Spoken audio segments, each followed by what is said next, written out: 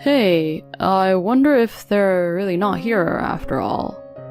Well, maybe they went out somewhere. But the car is here, though. When my husband said that, he took out the key to my parents' house and went inside. Huh? What's this smell? As we were wondering what the strange smell was, my husband and I witnessed an unbelievable scene right before our eyes. Dad, what on earth is going on here? My name is Harper and I'm 35 years old. It has been 5 years since I married my husband. Our first meeting was at a matchmaking party.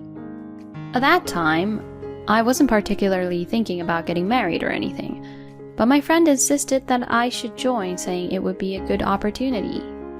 At the matchmaking party I was invited to, I met Skylar. Skylar and the other men, including him, were all elite businessmen working for the same foreign company.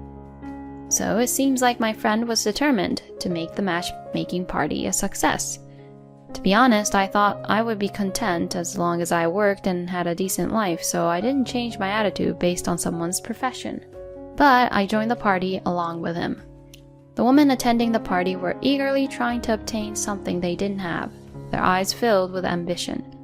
As I felt slightly overwhelmed by these carnivorous women, I was approached by a stranger. It seems like you're not enjoying yourself much. Huh? No, that's not true. The food and drinks are delicious.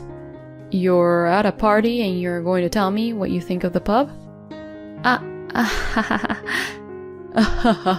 Harper, you're funny. Oh, really? How about we go out for a meal together sometime? At that moment, I didn't show much enthusiasm, but it seemed like I stood out to him and piqued his interest. We only exchanged contact information for now, and I didn't have any particular expectations, because I really thought it was just a formality. However, he quickly contacted me and invited me to dinner. I didn't expect him to approach me so much. Somehow I decided to go for a meal with him just to give it a try, but it turned out to be more enjoyable than I thought. I started wanting to meet him again. After that, we went out for meals and dates several times. And we gradually became closer. And that's how our relationship started. I never expected that the matchmaking party I attended just as a formality would lead to us dating, so I was surprised. He and I continued to have a good relationship. But then it happened. Huh? Long-term stay in France? How long is that? Around 5 to 10 years. Huh? That long? Yeah, so Harper, would you marry me and come with me? Huh? It was a sudden proposal from him. I was taken aback by how sudden it was, but at that time I was already head over heels for him, so I decided to go with him. Yes, please take care of me. Really? Yes! He was overjoyed when I accepted his proposal. He was going to be assigned as a representative to the France in 6 months. Before that, we decided to have a wedding ceremony. We immediately introduced each other to our parents and had a family meeting. My parents were surprised that I would suddenly go abroad for several years, but they respected my decision. At the wedding, we received blessings from many friends and colleagues. I'm glad I was able to invite everyone in America and have a proper ceremony. After that, my husband and I thoroughly enjoyed our time in America. We visited Boston, Hawaii, and Alaska. We also made trips in country about once a month. In the blink of an eye, the time arrived for us to leave America. Harper, take care, okay? Yeah, please take care too, both of you. If you have time, come visit us. I'll make sure to recommend some great spots to visit. Going on a trip to France sounds nice. Your father and I will have to study French too. My parents and I said our goodbyes, and my husband and I flew out of America. Skylar, your family didn't come to the airport? My dad is really busy with work, and my mom and sister had dinner together at home yesterday. We said our goodbyes, so it's fine. I see. Well, I guess it's expected when it's their own son. And Skylar works for a foreign company, so maybe he doesn't take it as seriously, even with overseas business trips and all. Anyway, my husband and I arrived in France and started our life there. We lived in Lyon, a city known for its thriving tech industry. You often see businessmen in suits talking about business on their phones with wireless earphones, gesturing and walking by. I entered a cafe and leisurely enjoyed a cup of coffee. I couldn't help but think that prices in France are high. I bought groceries at a huge supermarket and went home to cook, waiting for my husband to return. At first, I felt a bit bored because my husband was the only person I could talk to. During that time, my husband suggested that I try attending a language school. I thought it sounded fun, so I immediately looked up schools. I applied to a promising language school. There were many Americans and people from other countries who came to study abroad. I was able to enjoy cultural exchanges. I became friends with an American girl and we went sightseeing together after school. The classes were very helpful, and I even had house parties with Italians, French people, and others. I had a truly fulfilling time. After graduating from the language school, I gained a decent level of French proficiency. I decided to apply for a part-time job at a cafe near my house. The French owner there was very kind and hired me. They taught me how to make coffee and create latte art with great care. As it was a city with many businessmen bustling around, customers kept coming in non-stop. Through making lots of coffee and interacting with regular customers, my skills as a barista improved. And most importantly, my French skills skyrocketed. You seem really lively today. I think I really enjoy it because my husband told me so.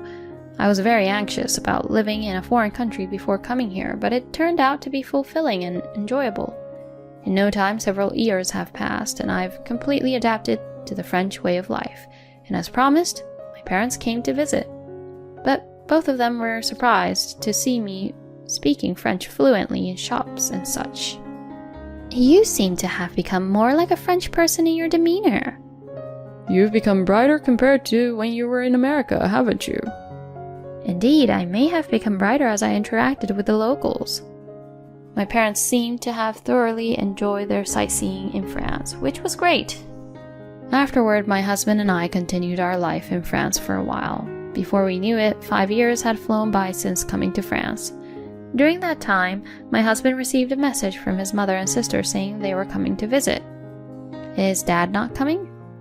Well, my father is busy with work. He probably couldn't take time off. My father-in-law runs his own company and works tirelessly as its president, so it seems he can't afford to take time off, like for a vacation abroad. It's been a while, you two. Finally, we've made it to Lyon. I'm excited. Show us around, please. My mother-in-law and sister-in-law were very excited. I smiled as I saw my husband gently telling them, "Don't make too much noise." But we were about to be swept away by the whims of my mother-in-law and sister-in-law. I want to visit this shop. I want to go to these places. The shops they pointed out were quite expensive. Are you sure you can spend that much? It's fine. It's that person's money anyway. Yeah, if we don't spend it, it'll just accumulate and go to waste. We exchanged glances, thinking about how my father-in-law must be perceived. Well, I guess it's fun since you rarely go on trips abroad. When my husband said that, my mother-in-law opened up. Oh, what are you talking about? We've been on numerous trips abroad. Huh? We've been to the Caribbean, the Maldives, Japan, Mexico, Canada, and countless of others. We've been to France too, like Paris and Marseille, but this is our first time in Lyon. My mother-in-law said those things. From the conversation we just had, I don't think my mother-in-law or sister-in-law would have brought my father-in-law. They must be spending extravagantly on every trip. My husband seemed stunned, seemingly unaware of that fact. My mother-in-law and sister-in-law didn't stay at our house, but booked a luxurious hotel for their entire stay. When it was just my husband and me at home, I couldn't help but feel concerned about their spending habits. I never expected it to be to this extent, I thought, feeling bewildered. They must be splurging without a care, since my father-in-law is a business owner with good earnings. I was grateful that, despite having a mother and sister like that, my husband had a sensible sense of money. After that, my mother-in-law and sister-in-law stayed for a few more days. Every day they spent money in a surprising manner. They were spending extravagantly, like celebrities. Well, that's a matter to be discussed between my father-in-law and mother-in-law, so I didn't particularly interfere. Still, I couldn't help but worry if it's okay to spend so extravagantly. And when my mother-in-law and sister-in-law left, I felt exhausted. It's like when you're with people who think only about themselves. It drains your mental energy. My husband also seemed quite tired. Harper, thank you so much for taking care of me these past few days. Afterward, we returned to our usual daily life. The 5 years of married life in France have been incredibly enjoyable. And my husband's overseas assignment has been extended for another 3 years. We decided to continue our life in France for the foreseeable future. And those 3 years also flew by in no time. I can't wait to experience life in America after 8 years. We've only returned to America 12 times in total, despite everything. The last time we went back was about 4 years ago, and now everything must be completely different. We concluded our long overseas assignment and returned to our home country. When we arrived in New York, we could immediately feel the familiar atmosphere and scent of America. After staying in a hotel, we immediately began searching for an apartment near my husband's workplace. We visited several properties with the intention of renting a place close to his office. We found a promising apartment and signed the contract. Then we went to visit each other's families to share the news of our return. First, we went to my parents' house. My parents were overjoyed to see me again after such a long time. However, as time passes, parents also age, so we should cherish every moment we have with them. Well, I'm almost 70 years old now. We're enjoying a leisurely life as a couple. That's great as long as you're in good health. We shared stories and had a great time talking about our experiences in France. We ordered delicious pizza delivery and enjoyed a drink, creating a fun time together. As it was already late, we decided to stay overnight at my parents' house. A few days later, my husband and I visited my in-laws' house. But when my husband tried calling them, there was no answer. At least we wanted to give them a brief greeting, so we decided to visit their house. Looks like they're not home after all. Even when we rang the doorbell, there was no response. Well, maybe they went out somewhere. But their car is still here. Saying that, my husband took out the house key and went inside. Is it okay to enter without permission? They might just not be aware. And besides, I'm part of this family, so it's fine.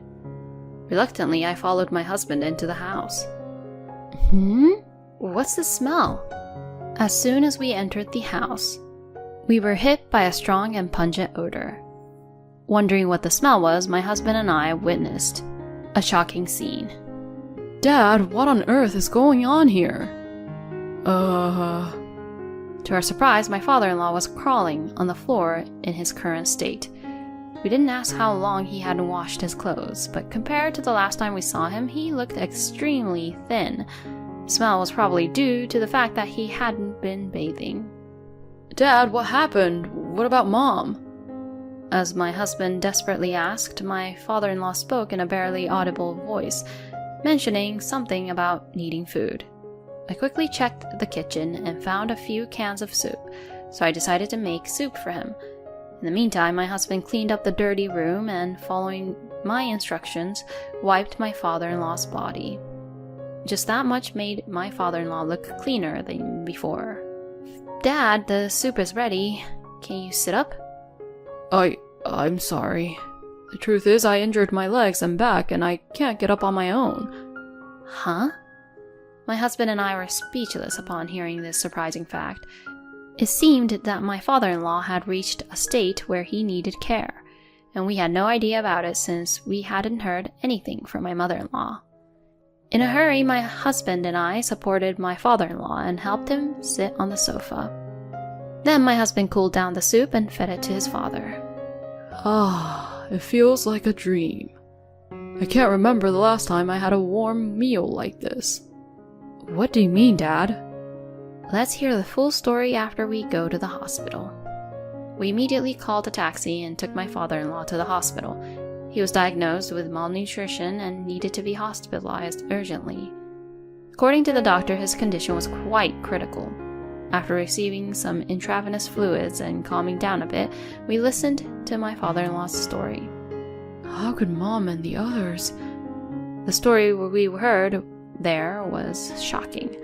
Apparently, a few years ago, my father-in-law announced his retirement due to the leg and back injury and entrusted the management of his company to his subordinates returning home. During that time, my mother-in-law and sister-in-law didn't provide any caregiving or household support at all. Not only that, they went out to play every day and left everything to the hired helpers. However, the helpers were only contracted for daytime assistance, and the responsibility fell on my mother-in-law and sister-in-law during the nights. My mother-in-law and sister-in-law found caregiving burdensome. Dinner consisted of leftovers or snacks, with very little and nutritionally insufficient food. My father-in-law kept losing weight rapidly. Moreover, my mother-in-law and sister-in-law frequently went on trips, leaving my father-in-law behind. Gradually, my father-in-law grew weaker, not just in his legs and back, but his arm muscles also weakened, greatly reducing what he could do. And even now, my mother-in-law and sister-in-law are on a 1-week trip to Europe. I thought I might die. Dad. My husband and I were filled with an immense anger towards my mother-in-law and sister-in-law. We decided to take legal action against them as soon as they returned to America. And it seems that my mother-in-law and sister-in-law have come back home. My husband and I immediately visited the family home. Oh, it's been a while since I heard those footsteps. So you've come back to America? Mom, aren't you concerned about Dad? Huh? Oh, now that you mention it, he's not home. I thought you two knew and that he was just out. Don't try to deceive us. We know everything. Dad is currently hospitalized. Huh? Don't act innocent. Leaving a father who needs care and being absent from home for a whole week. What were you thinking? When my husband confronted them like that, my mother-in-law and sister-in-law seemed to resign themselves. Wow, did you guys know all of that? Skylar, you should have just asked everything without beating around the bush. Don't joke around. It's despicable to put someone's life in danger by neglecting their care. Hey, don't be so angry. We've been in trouble with that man for a long time now. You've been working all your life. You haven't spent much time at home. He suddenly made his legs and back so bad that he had to stay home all the time for care. It was a nuisance for us. So we just kept going out more and more on our end. That money came from the earnings that Dad had worked hard for all these years. In other words, if Dad wasn't here, you wouldn't be able to indulge in such luxuries. Oh, stop it. We're family, so it's fine. Yeah, exactly. It's our own business, no matter who uses it. Besides, if he had died, we would have inherited his fortune. My mother-in-law and sister-in-law laughed hysterically while saying those words. My husband and I were left speechless. There's no point in saying anything to these people. Fine, I'll get it. I'll cut ties with you, so never call me family again. Well, whatever is fine. Yeah, that's right. You've been overseas all this time, so you had no involvement. Well then, we'll be leaving now. Enjoy your peaceful days without us. My mother-in-law and sister-in-law were wide-eyed at my husband's final statement. I deliberately refrained from getting angry with them after that. A few days later, my mother-in-law made a frantic phone call to my husband. Hello, I thought we cut ties with each other. Wait, why do we have to be arrested? Oh, so the police have finally arrived. I reported it. You and my sister were considered responsible for neglecting a person who couldn't live without care. What? In other words, it's a crime for abandoning someone in a state where they require care. I think you won't escape imprisonment because the circumstances are quite severe. Why do we have to go through this? That's my dad's line. He worked hard for the family's sake, and yet he was betrayed in such a way. He must have been the most shocked. I can't forgive you two either. Reflect on your actions in prison. Can't we pay money and get bail or something? Unfortunately, there's no imprisonment, so it's impossible. Besides, you don't have any money, right? Dad is planning to divorce you, so you won't be able to use his money anymore. What? That's right, you won't be husband and wife anymore, and you won't have access to Dad's money. This... My mother-in-law was devastated over the phone. Well then, I'll hang up now. Make sure to atone for your sins. My husband said that and ended the call. We blocked incoming calls from my mother-in-law and sister-in-law. Afterward, my mother-in-law and sister-in-law were sentenced to 5 years in prison. There was a possibility of probation if the sentence was less than 3 years, but they made statements clearly demonstrating malicious intent and neglect towards my father-in-law, so they received a 5-year sentence. Of course, I have no intention of visiting them, so I don't know how they are doing now. But I'm sure they are experiencing an unimaginable despair. My husband and I decided to take in my father-in-law. We had just signed a lease for an apartment, but my father-in-law said he would buy a new property and build a barrier-free house. So we decided to build a spacious house and live together with the 3 of us. The next day, we had our first child, and now the 4 of us are living happily together. If we had arrived a little later, my father-in-law might have passed away. When I think about that, I can't help but feel that my mother-in-law and sister-in-law should have faced even harsher consequences. I am truly relieved that my father-in-law is safe. From now on, I hope you, the viewers, will create many happy and joyful moments with your family. Thank you for watching until the end. If you enjoyed it, please consider subscribing to the channel. Thank you in advance, and let's meet again in the next video.